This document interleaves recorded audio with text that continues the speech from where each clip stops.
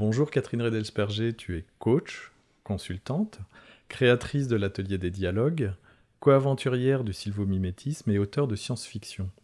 Pour toi, quel est le rôle aujourd'hui de la science-fiction ?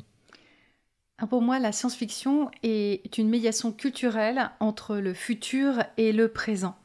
En fait, la science-fiction provoque un décalage entre la vie actuelle de la lectrice que je suis, du lecteur que tu es, et une vie future possible pour toi, pour moi et pour nos descendants.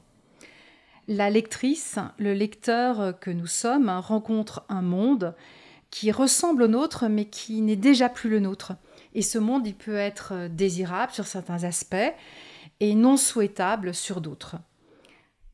L'auteur de science-fiction crée une tension en suivant une tendance actuelle, en la poussant à l'extrême en suivant un « et si ».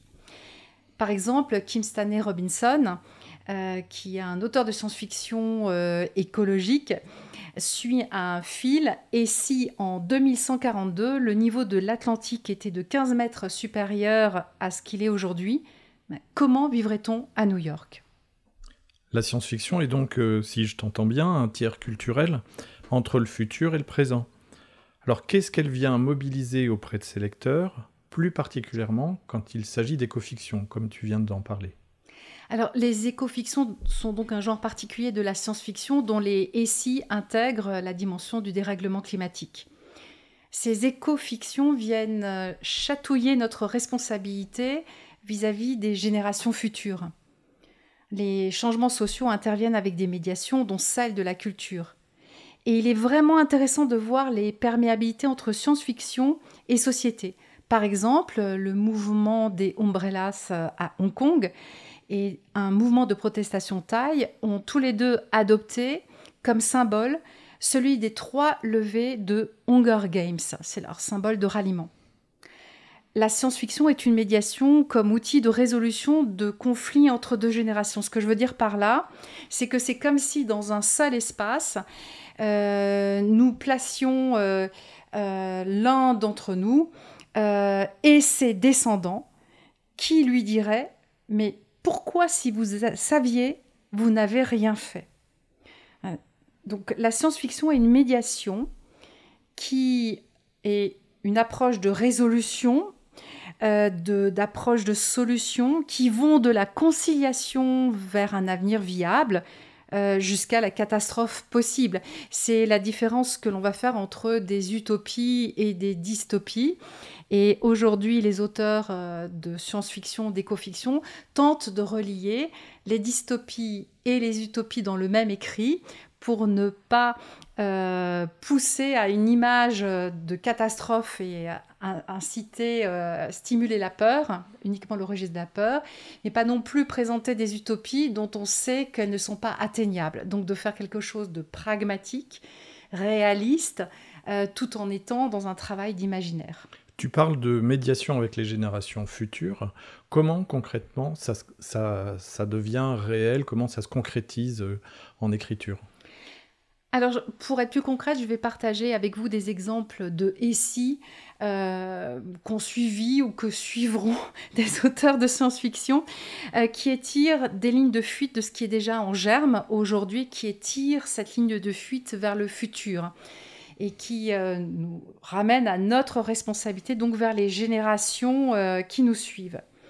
Premier exemple, et si des humains augmentés par les machines et la génétique vivaient dans des terres encore habitables et le reste des humains étaient rejetés dans les zones du dehors, hors économie, soins, techniques. Comment ces humains jetables s'organiseraient-ils pour se nourrir, éduquer leurs enfants, soigner et lutter? Un premier donc ici sur finalement la place de l'humain. Un humain jetable, moi, à titre personnel, j'en ai un certain effroi. Il y a peut-être d'autres récits, je crois que tu en as listé 4 autres. Oui. Alors, un qui nous concerne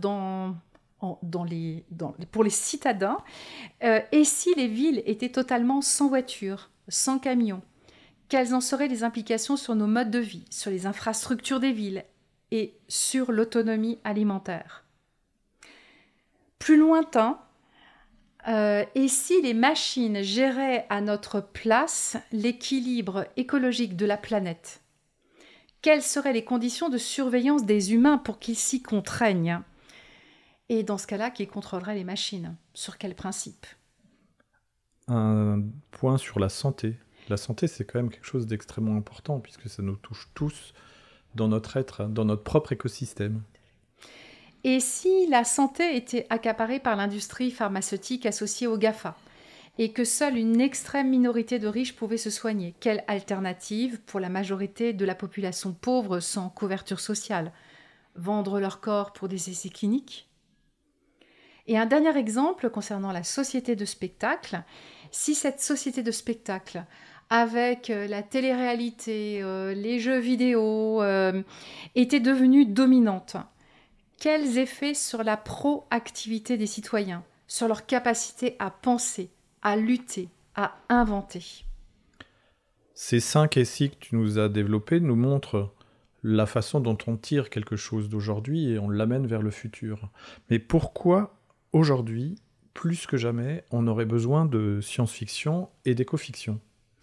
Alors je vais m'appuyer sur Yannick Rompala, politologue, philosophe et expert en science-fiction, qui a écrit un essai brillant s'intitulant « Hors des décombres, écologie, science-fiction et éthique du futur ». Je le cite. « Face aux multiples et continuelles transformations du monde, individus et collectifs humains restent en effet face à une difficulté. L'appréhension de ce monde n'est pas accessible directement, sans médiation. » Alors, je vais rajouter des éléments pour éclaircir cette citation et pourquoi j'y tiens. Le besoin de faire appel à la science-fiction vient de la nature des transformations qui, aujourd'hui, nous posent problème. Je citerai le haut degré d'incertitude, la perception mondialisée des dangers. Avec la Covid-19, on est en plein dedans. La perception de points de non-retour par rapport au bouleversement climatique. Le dernier rapport du GIEC est sorti récemment. Les croyances dans une technologie salvatrice ou à l'opposé de croyances d'une nécessaire frugalité technique. Ces difficultés sont telles que nous nous rendons à l'évidence que nos équipements intellectuels sont très vite dépassés ou menacés d'obsolescence par leur manque de validité réelle ou par le discrédit des réalités alternatives ou des fake news.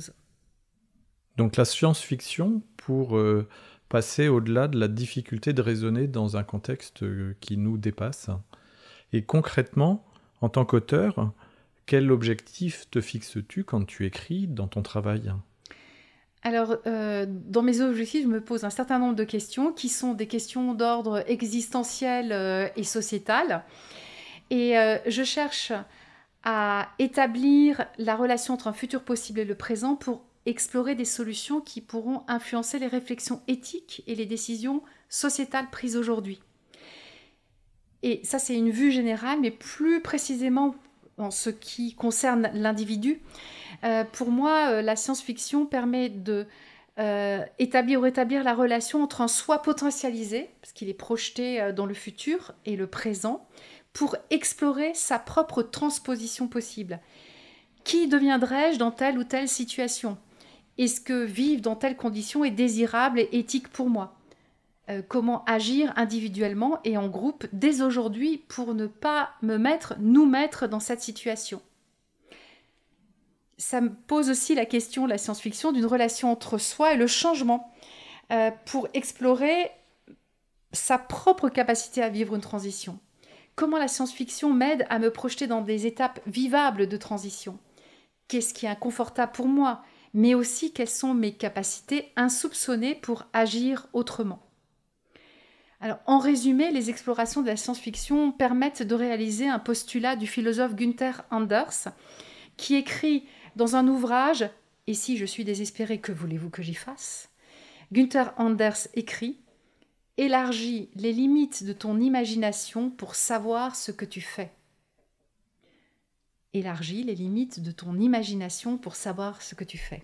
Donc il faut que j'élargisse les limites de mon imagination pour être à même de savoir ce que je fais ou ce que je pourrais faire. Un mot de conclusion, Catherine ? Je voudrais redire que pour moi, la science-fiction rappelle avec intensité que nous, êtres humains, avons besoin d'artefacts pour vivre, qu'ils soient des objets, des symboles, des outils. Ils sont des tiers. Et pour moi, la science-fiction est un tiers culturel qui porte en elle-même un pont entre des futurs possibles et le présent et offre des ressources de réflexion, des solutions et des sources de décision éthiques.